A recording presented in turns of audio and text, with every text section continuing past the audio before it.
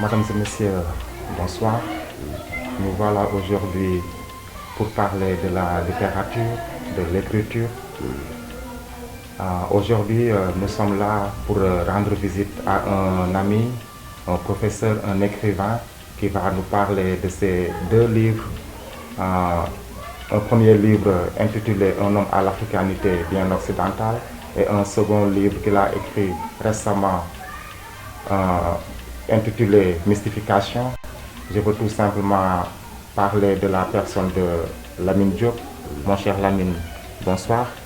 Bonsoir. Nous vous remercions de nous avoir accepté et de parler avec nous dans la chaîne de Disso de vos deux livres, Un homme à l'africanité bien occidentale et Mystification.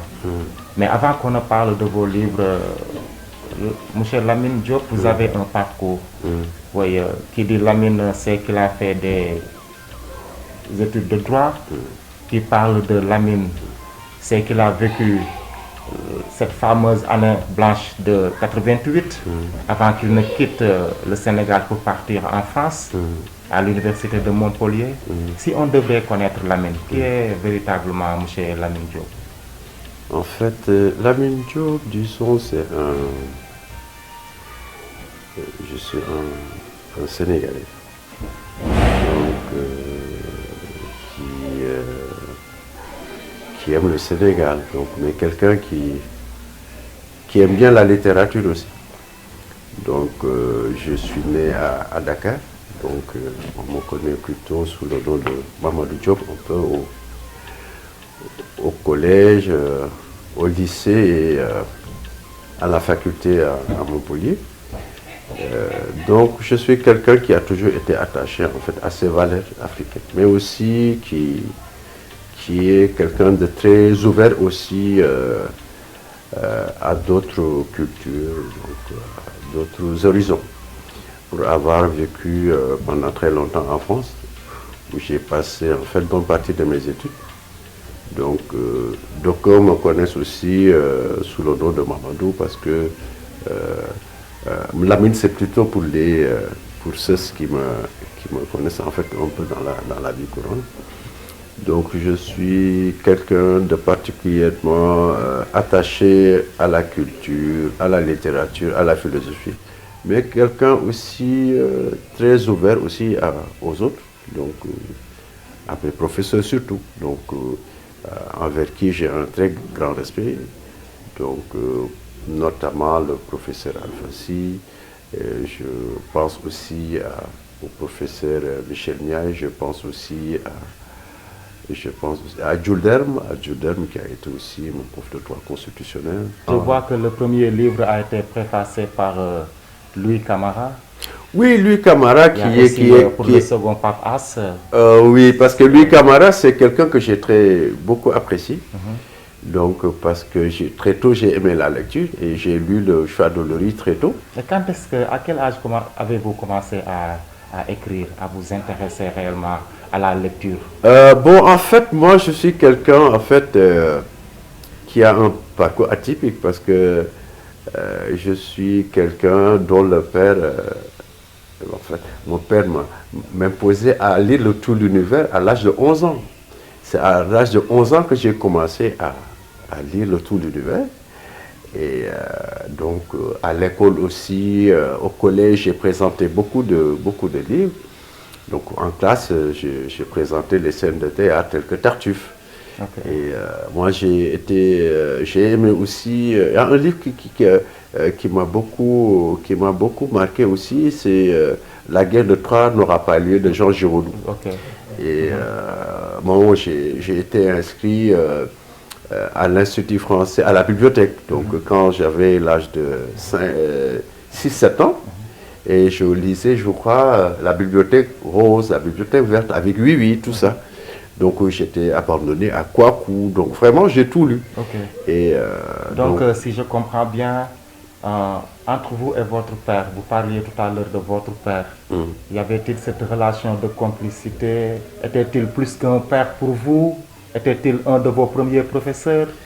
En fait, disons que, en fait, on avait une double vie, lui et moi. Donc, il a servi à la fois de père consanguin, mais aussi de professeur. Il a été mon premier professeur, en fait. Et même dans notre relation, c'était comme ça.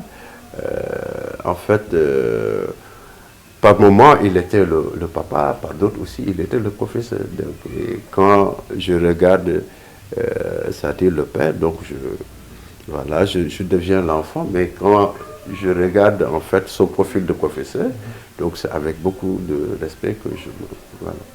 Et comme je dis dans le premier livre, en fait, il a été mon premier formateur, mais aussi en classe aussi, donc les professeurs, ils savaient que bon, une fois à la maison aussi, donc il y avait quelqu'un qui était capable en fait de suivre en fait les enseignements. Est-ce que l'inspiration vous vient naturellement ou bien y a-t-il des difficultés que vous rencontrez à l'instant où vous écrivez? Comment parvenez-vous à... Bon, parce que moi j'ai commencé à écrire mes lettres très tôt. Très tôt, j'ai commencé à aimer l'écriture, les correspondances. Donc j'écrivais à mon père, j'écrivais à mes... donc c'est là que vraiment ça a commencé. Et j'ai jamais en fait fait attention un peu en fait à mes talents d'écrivain.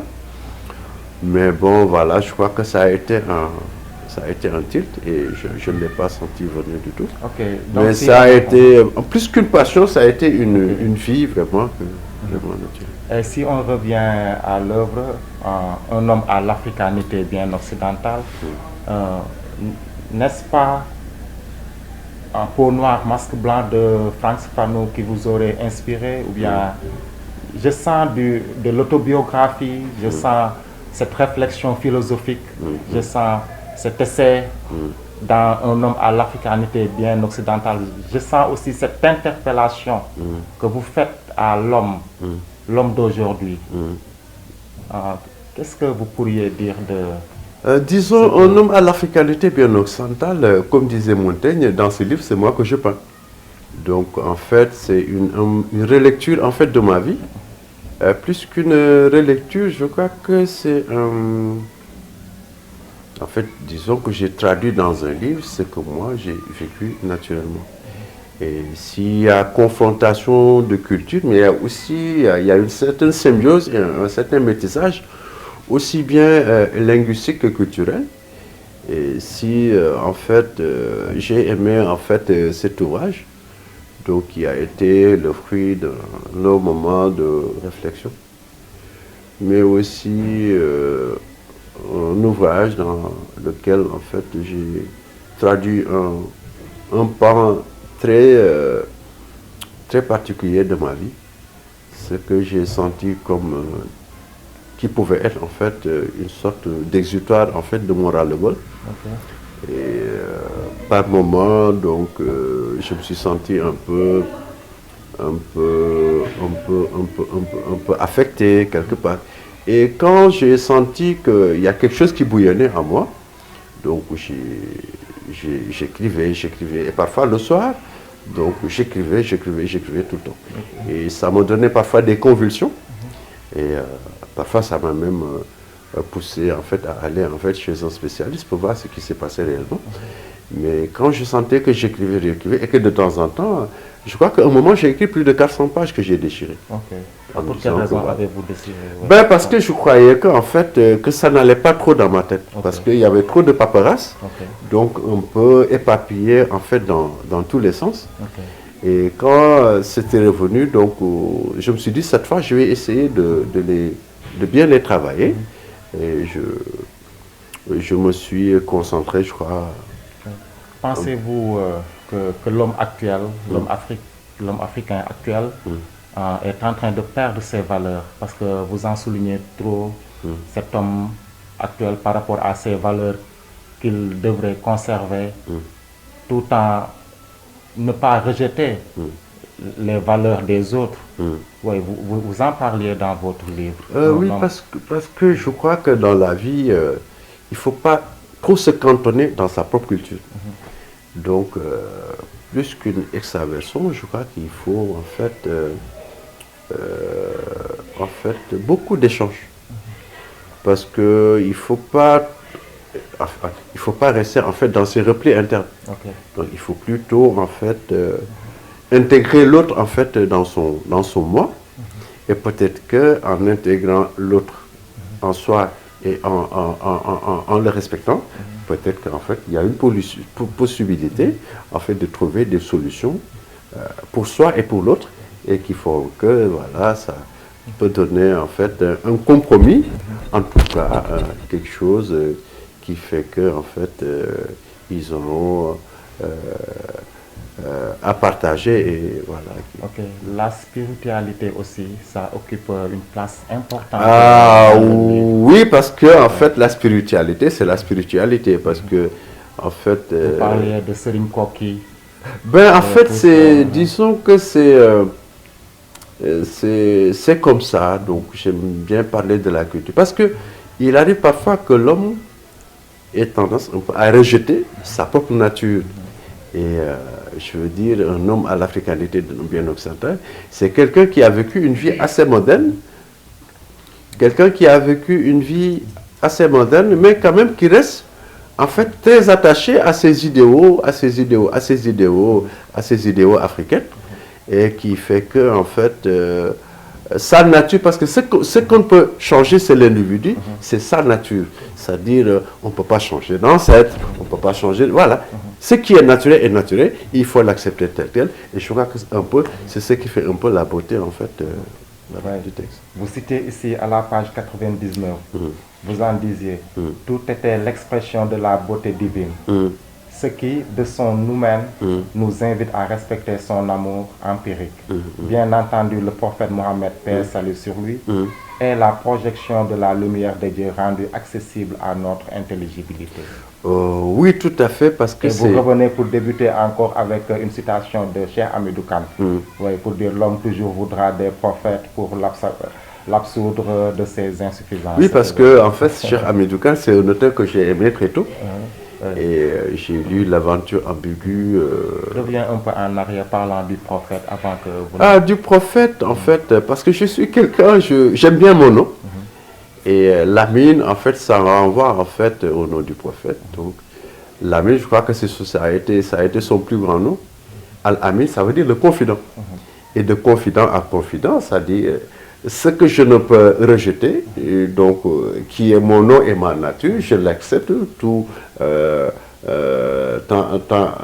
rendant en fait cet aspect de moi beau et très voilà. Et comme nous dit, parce qu'on a une certaine vision du prophète, d'accord, c'est un individu donc qui a été une référence vraiment pour le Coran. Et je crois qu'il y a d'autres prophètes aussi, parce que ce qu'il ne faut pas oublier, il y a d'autres prophètes aussi qui l'ont précédé. Et avoir du respect en fait pour le prophète Mohammed, c'est avoir du respect pour ceux en fait qui l'ont précédé en fait dans la prophétie.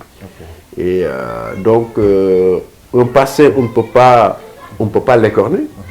Donc et l'homme, disons que il n'a de pouvoir que peut-être pour le futur, mais ce qui est passé, l'histoire ne peut pas être modifiée. Et comme l'histoire ne peut pas être modifiée, il faut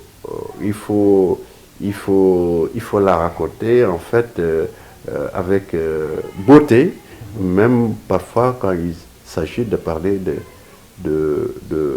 d'événements qui sont parfois un peu difficiles à...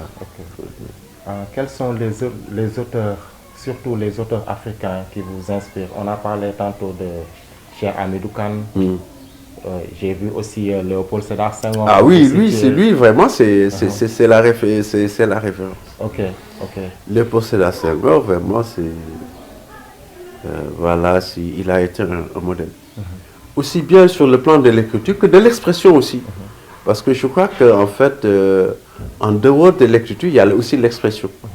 Et quand il arrive que la personne, en fait, quand la personne arrive à cette facilité dans l'expression et dans l'écriture, ben, il n'est ni plus ni moins que vraiment vous citiez Descartes, vous citiez Molière, vous citiez Victor Hugo, Stendhal et tant d'autres écrivains. Ils vous ont inspiré?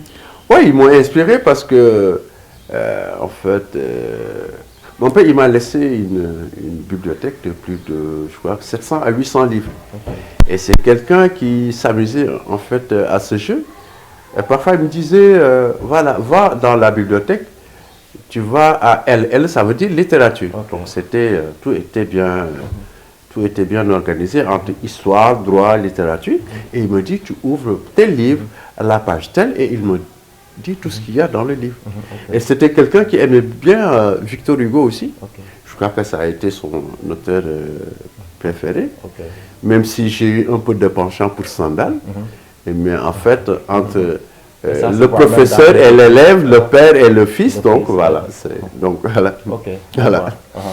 Donc si on peut résumer, on sent nettement les thèmes qui sont dégagés dans un homme à l'africanité bien occidentale, qu'il y a le sens de la responsabilité, la quête du savoir, la spiritualité. Est-ce que je peux dire que ce sont ces trois thèmes majeurs qui sont dégagés à travers l'autobiographie que vous faites, la réflexion philosophique? Disons, en fait, disons qu'il y a trois grandes lignes, en fait, dans mon livre. Donc, le premier, mes prémices, en fait, les prémices, ce sont les débuts. Les prémices, ce sont vraiment voilà, les débuts, en fait, voilà. Et dans mes prémices, j'ai présenté, en fait, ce qui a poussé, en fait, ce qui a déclenché, en fait, mon amour pour la lecture et l'écriture aussi. Donc, dans mes prémices, j'ai commencé par ma vie d'écrivain. Donc, une vie, en fait, parfois difficile, parfois aussi, parfois très heureuse aussi. Donc, ce qui ne peut s'empêcher d'être tu, donc ne peut être que dit. Et quand, en son fort intérieur, on se sent tellement, en fait, chargé, en fait, qu'on n'a plus, en fait, on n'a plus d'autres pis-aller, en fait, que d'exprimer ce qu'on a dans le cœur. Donc c'est avec beaucoup de facilité qu'en fait que j'ai pu traduire. Quand vous dites moi, Petit Prince de Koki. Bon, moi, Petit Prince de Koki, en fait, disons que c'est un peu... Ça parle de vous, n'est-ce pas? Ou c'est un peu métaphorique, ouais. Ça parle un peu de moi. Mais en fait, Koki, en fait, veut dire la maison. La maison. En tant que tel. Parce que, en fait, il a été un grand juriste, donc, qui a fait la Cour suprême, donc, qui a été le doyen du tribunal. Mais c'était quelqu'un aussi... en fait, il avait un style particulier, parce qu'il maîtrisait vraiment très bien le français. Et parce qu'il a formé beaucoup de greffiers ici à Saint-Louis. Mais il avait cette singularité d'aimer en fait sa culture et sa maison, il l'avait appelée Koki. Et en fait, c'est ça qui faisait en fait qui faisait un peu le charme et qui n'enlève rien en fait au joie du président Léopold Sédar Senghor. C'est vrai. Donc sans plus tarder, nous allons parler du deuxième livre, Mystification. Oui, parce que le temps qui nous est réparti va s'épuiser bientôt. On va tout de même parler de mystification avant de voir les perspectives, n'est-ce pas? Ok, donc on va attaquer tout à l'heure le second livre, Mystification.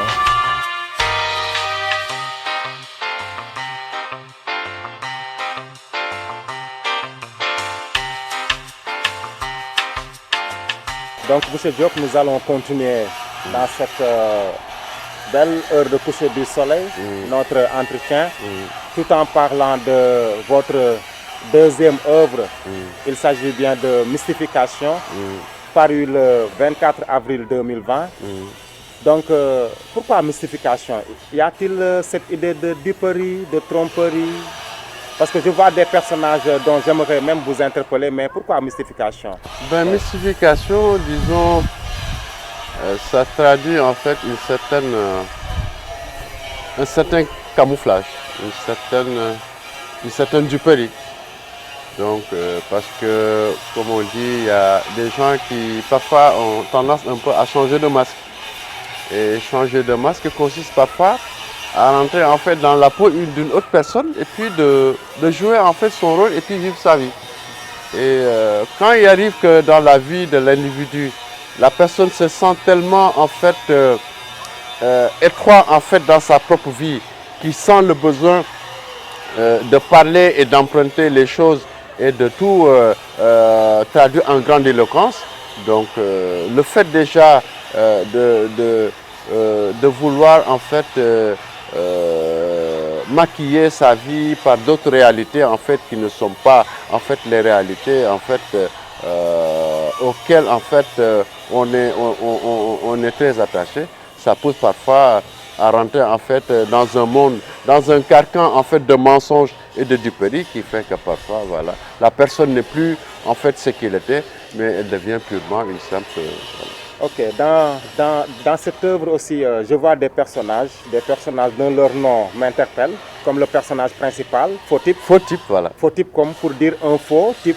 Oui, donc, disons, déjà. Je vois aussi, je reviens, je vois aussi Miranda, je vois aussi Alicia. Mais à voir ces trois, il y a aussi Yas. Mais à voir ces quatre personnages, on dirait qu'il y a des personnages qui ont quelques ressemblances de comportement. Par contre, Alicia est beaucoup plus correcte à ce que je sache, je ne sais pas. Oui, mais pour le personnage de faux type, pourquoi faux type? On dirait que faux type, faux type, c'est une personne que tu connais. Voilà, c'est caricatural. Voilà, faux type, disons que c'est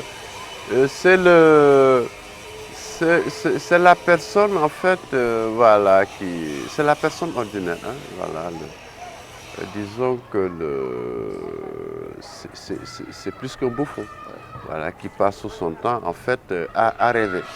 Et rêver consiste à être dans une vie autre qu'en fait dans la réalité. Et ce qui l'intéresse en fait c'est tout le temps essayer de maquiller, essayer de changer, voilà. Et qui ne veut pas être en fait dans une nature, comme on dit, dans une nature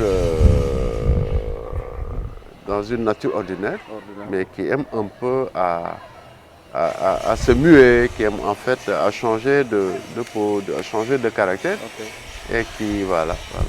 Êtes-vous en train de dévoiler ou de dénoncer à travers mystification ces usurpateurs?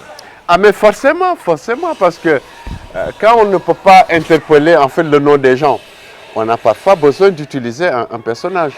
Mais faux type, quand j'écris, j'ai écrit F-O-T-I-P, mais déjà dans la résonance, en fait, on sent, voilà, ça renvoie un peu à un faux type. Et à l'écouter, déjà, on ne se pose pas vraiment de questions. Voilà. Et comme je dis dans mes ouvrages, je vois que la réalité, disait, est tirée, en fait, donc c'est tiré aux 2 tiers. Hein. Donc il y a, disons que 2 tiers de réalité et voilà. L'autre tiers, en fait, disons que c'est ça qui est de la fiction. Et entre le réel et l'abstrait, voilà, en fait, on est bien servi en fait dans ces 2 ouvrages. Donc voilà. Vous en faites aussi une comparaison entre la culture occidentale et la culture africaine par rapport. Disons que mystification, parce que bon, parfois j'ai interpellé comme Initia. Initia, en fait, dont j'ai parlé en fait dans mon premier ouvrage. Et dont en fait je continue en fait la vie, disons, en fait le comportement en fait dans le second ouvrage, qui fait que ce qui est intéressant en fait surtout en fait dans l'ouvrage, c'est que en dehors de l'aspect purement en fait récital, donc il y a un décor très lyrique et parfois après en fait un récit, je mets comme intercalaire un poème, ce qui fait que en fait voilà, on est bien servi Et voilà, et que bon, mystification. Dans mystification aussi, je parle en fait de la vie des Sarr, parce que bon, il y a Mais des... vous citez aussi des personnages bien réels tels que Fatou Diom. Oui, je parle de Fatou Diom, je parle de Ramayad, et même parfois de LL Cool J et de Babyface. Des rappeurs français, non, des rappeurs américains même, oui. Effectivement. Parlant d'R&B, oui, pourquoi ces noms-là, ils vous inspirent? Vous les prenez comme des exemples? Ah oui, je les prends comme des exemples parce que j'ai même parlé de Barack Obama. Barack Obama aussi. Et voilà, donc... Vous parlez de vie de star, quoi. Ah bon, voilà, ce sont de grandes personnes quand même. Hein, donc, avoir respect pour quelqu'un, voilà, des gens en fait qui ont brillé en fait dans leur carrière, souvent musicale ou bien artistique en général. Donc, et parfois, si on sent que en fait derrière les coulisses, il y a des gens qui jouent d'autres rôles en fait qui ne sont pas en fait je suis... Sommes-nous dans un monde un peu extraverti? Ben, on est dans un monde forcément extraverti. Et les gens, en fait, on a tout le temps des références. Mais parfois, en fait, se référer ne veut pas dire forcément, en fait, un mimétisme, disons, un mimétisme rébarbatif. Donc, c'est-à-dire, en fait, copier, en fait, disons, imiter et copier, donc, entre imiter, copier et se référer, donc, c'est tout à fait. Quand on dit référence, ça dit on prend ce qu'il y a de meilleur, donc, et puis le reste, on laisse tomber. Oui, c'est à faux type que vous interpellez quand vous dites une vie de star, ça se mérite? Une vie de star, ça se mérite, parce que ça ne sert à rien, en fait, de forcer quand on n'a plus, en fait, la popularité. Et comme je dis, quand sonne le glas de la popularité, rien n'y fait. En fait, les discours élogieux et tout ça, en fait, voilà. Il faut prouver, comme disait l'autre présentatrice de télé, il faut prouver par d'autres voies. Et comme nous l'avons dit ci wolof rek da ngay dajji beneen paquet proposer leneen lu bees moom moo gën en fait voilà. Vous dites dans le cas de faux type, le mensonge est une recherche perpétuelle pour meubler un manque social. Un manque social. Donc, parce, lui, parce que disons qu'en fait c'est le complexe freudien. Donc il y a ce qu'on appelle en fait, bon voilà, c'est un complexe freudien, c'est-à-dire le mensonge c'est une maladie parfois. C'est-à-dire qu'il consiste un peu à s'écarter en fait du monde réel et puis sentir le besoin en fait de parler en fait d'une autre vie, comme si c'est une vie qu'on a vraiment vécue, alors qu'en fait ce n'est que de l'emprunt, alors qu'en fait voilà, de l'artifice comme on dit. Qu'est-ce que vous pourriez dire du personnage Miranda? Miranda, disons que c'est une femme, disons, en fait, qui habite un peu dans la banlieue parisienne. Matérialiste? Oh, matérialiste un peu, mais quand même, ce qu'il y a d'assez particulier, c'est que c'est une femme, en fait, qui a, disons, un amour de la vie prononcé. Parce que ses parents ne sont pas pauvres, mais disons qu'elle aime bien être dans le milieu, en fait, de la bringue. Et comme on dit, ce qui l'intéresse, c'est-à-dire, c'est sa boîte de cigarettes et puis sa petite bouteille. Et comme disait l'expression, voilà, elle prend son pied comme elle peut. Voilà. Vous parliez de faux type et vous la compariez avec la peste d'Albert Camus Cotard dans la peste d'Albert Camus, bon voilà, ça ne sert à rien, c'est-à-dire que d'exploiter quelqu'un en fait dans sa douleur et dans sa maladie pour se faire soit une richesse, soit en fait pour profiter de la situation, et parfois c'est un peu mesquin. Voilà. Ok. Et vous en faites des extraits de poèmes, comme le poème J'aimerais. Oui. J'aimerais un jour, sans aucune contrainte, toucher par ma plume ce cœur sauvage que je désire tant attendrir. Là, vous parlez, qui aimerait? C'est faux type en personne? J'aimerais, disons que c'est le conditionnel. J'aimerais, c'est-à-dire, en fait, c'est une convoitise. Donc, c'est pas ce qui est réel. C'est comme, disons, une sorte de prière. Donc, j'aimerais. Donc, voilà, voilà. Il faut qu'il y ait une condition. Voilà. Bon, en fait, comme on dit, on ne rêve que de ce que l'on manque. Et quand on dit j'aimerais, donc c'est une aspiration. Ok. Quelque chose qu'on voudrait. Ouais, Voilà, effectivement. tout à fait, tout à fait. Ok. La vie chaotique de Merenda, qu'est-ce qu'elle lui fait? La vie chaotique, disons que c'est une vie qui n'est pas encore une vie pas bien rangée. En fait, que quand on cherche en fait l'équilibre, en fait, dans sa vie, quand on n'est pas dans son assiette, quand on n'est pas bien rangé, et donc parfois il arrive que la personne a souvent tendance un peu à chipoter et parfois peut-être que de fil en aiguille, c'est-à-dire en touchant en fait, en tapant à toutes les portes, elle arrive parfois à trouver en fait. On voit de nos jours que beaucoup de jeunes veulent être célèbres, veulent être des stars. Ont-ils des idoles, certes, qui peuvent leur inspirer, mais est-ce la raison que ces idoles les poussent à être des stars? Non, Oui. c'est pas ça. Parce que là, vous dites, C'est-à-dire célèbre être sale, c'est pas une convoitise. Mais disons, c'est-à-dire c'est l'expression en fait d'une qualité particulière, singulière, qui en fait arrive parfois à toucher en fait l'œil en fait de l'opinion. Et voilà, quand l'opinion propose qu'en fait telle qualité chez l'individu mérite d'être exposée, donc la célébrité, elle est naturelle, la personne est connue, ses qualités sont connues et la personne n'a pas besoin en fait de crier tout haut, je suis ceci, je suis cela, je suis cela. Voilà. Mais M. Diop, quelle est cette leçon de vie qu'on pourrait retenir de vos écrits à travers un homme à l'africanité bien occidentale, à travers Mystification et à travers vos prochaines œuvres? Donc ce qu'on peut retenir de mes ouvrages, disons que c'est une certaine traduction en fait du vécu et de l'absent. Parce qu'il y a deux choses qui animent la personne. Donc dans l'individu, il y a un côté corporel et un côté spirituel. Donc voilà. Donc c'est-à-dire entre ce qui relève en fait de la réalité, c'est-à-dire le corporel, c'est-à-dire ce sont les sentiments, ce qu'il vit, et ce qui est spirituel, donc entre le corps et l'esprit, donc il faut prendre la chose, Ok. Si on sort du domaine des livres, que conseillerez-vous à ces jeunes actuellement? Je veux parler des élèves. Que leur conseillerez-vous pour qu'ils soient amoureux de la lecture, de l'écriture?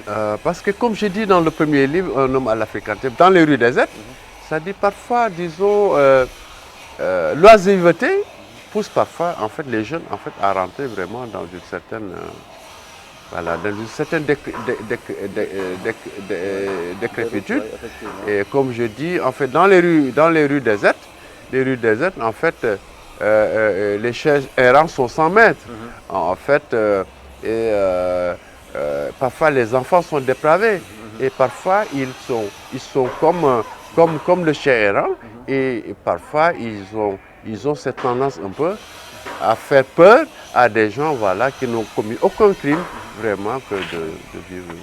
Parlant de ces crimes aussi, je voudrais savoir vos impressions par rapport à ces violences répétitives qui se passent actuellement dans nos sociétés. Disons que c'est une sorte de réaction. Une réaction d'autodéfense, mais aussi un mal-être. Voilà, le mal-être pousse parfois parce que la violence, disons que c'est un manque de contrôle de soi. Et quand l'individu ne peut plus réagir par la raison, c'est-à-dire il y a son côté animal en fait qui prend la raison et c'est un peu là où le bas blesse. Voilà. Et une personne quand moralement et socialement elle n'est pas équilibrée, elle a tendance un peu parfois à faire en fait un transfert de colère et un transfert de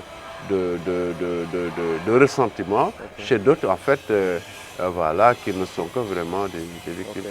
Oui, on voit aussi qu'il y a la vie publique qui est un peu secoué par la vie politique ici au Sénégal.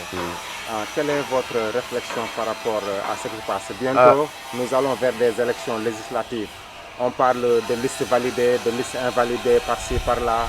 Donc, disons, quand on parle de validation, quand on parle de validation, c'est une approbation.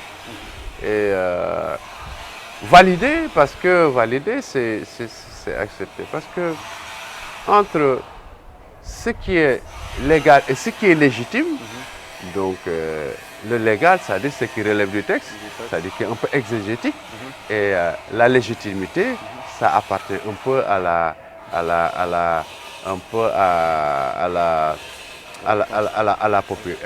population, au peuple dans sa souveraineté, qui en fait, quand le peuple dit je veux, le peuple veut, et voilà, c'est ce qui est légitime et beaucoup plus en fait rassurant que ce qui n'est que purement légal, parce que les textes sont là par les hommes, mais en fait la légitimité, voilà, c'est une élection à la population. Oui, mais est-ce que réellement vouloir être à l'Assemblée, vouloir être des députés du peuple, relève à ce que les gens s'insultent, surtout à travers les réseaux sociaux, se disent du mal pour un Sénégal qui doit être uni et indivisible?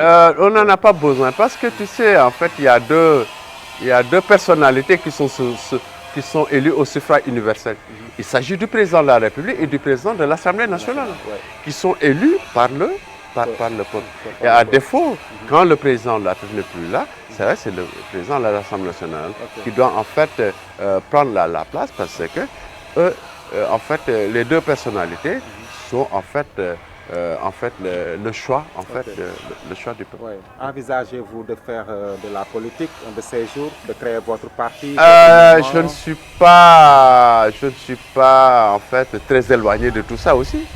Et si en fait il y a des bonnes volontés en fait qui m'inviteraient, et peut-être aussi avec peut-être mes aptitudes. Donc voilà, donc peut-être que ça viendra. Mais je n'exclus pas en fait, voilà. Et je ne suis pas contre, non seulement je ne suis pas contre, mais je suis même pour. Et je vois que même dans mon premier livre aussi, j'ai en fait évoqué ces situations-là. Parce que comme j'ai dit, le président Abidjan est parti par la grande porte. Donc peut-être qu'il faut laisser un peu au président actuel, c'est-à-dire la possibilité de finir au mandat, parce qu'au finish, qu'il nous laisse une bonne leçon de démocratie. Le roi est déchu, vive le roi. Parce qu'en fait, comme je dis, quand le rôle du menuisier consistera à réparer des choses, celui du médecin en fait à soigner, donc la machine étatique sera beaucoup plus désengorgée. Et maintenant, c'est-à-dire, voilà. Et M. Diop, quand est-ce que vous allez publier votre prochain livre? Actuellement, j'y suis, donc c'est déjà calé. Donc c'est accepté, ce sera un recueil de poèmes. Et avec en fait un arrière-goût de slam, donc surtout avec un fameux poème, donc un poème cantique, en fait partout on chante, partout on danse, jamais on ne se vante, jamais on ne se lance, partout la main passe, partout la main, jamais l'homme ne râle, jamais l'animal ne parle, partout le cœur palpite, partout les idées crépent, jamais la case de bruit, jamais la voix ne hurle. Donc voilà, c'est en fait... On va finir par ces très belles mots de notre cher Lamine. Vraiment, l'entretien a été fructueux. On a eu à échanger beaucoup, je pense bien, mon cher Lamine. Oui, je vous estime bien. Vous êtes quelqu'un avec qui j'échange beaucoup. Et vous m'aviez dit auparavant, ça fait maintenant 2 semaines, que vous aviez besoin de cet entretien. Et là, on l'a commencé avec vous. C'est avec beaucoup de plaisir que je vous reçois. Parce qu'en dehors de l'aspect purement, en fait, de l'aspect purement amical, en fait, il y a ce respect-là que j'ai en fait pour votre qualité de professeur. Et en fait, ici, c'est une maison un peu, en fait, où beaucoup de professeurs, beaucoup de professeurs sont passés par là. Et quand je vois quelqu'un qui est intéressé par la lecture et l'écriture et la littérature, quand la personne est en fait aussi intéressante, c'est-à-dire qu'il partage en fait les idées et les réflexions, c'est avec beaucoup de plaisir que je reçois la personne et que je partage avec lui, disons que mes sentiments, mais aussi ma façon en fait d'apprécier le monde. Voilà. Mesdames et messieurs, nous vous remercions. C'était un entretien exclusif avec notre cher Lamine Diop. Et j'espère prochainement en faire d'autres de ce genre.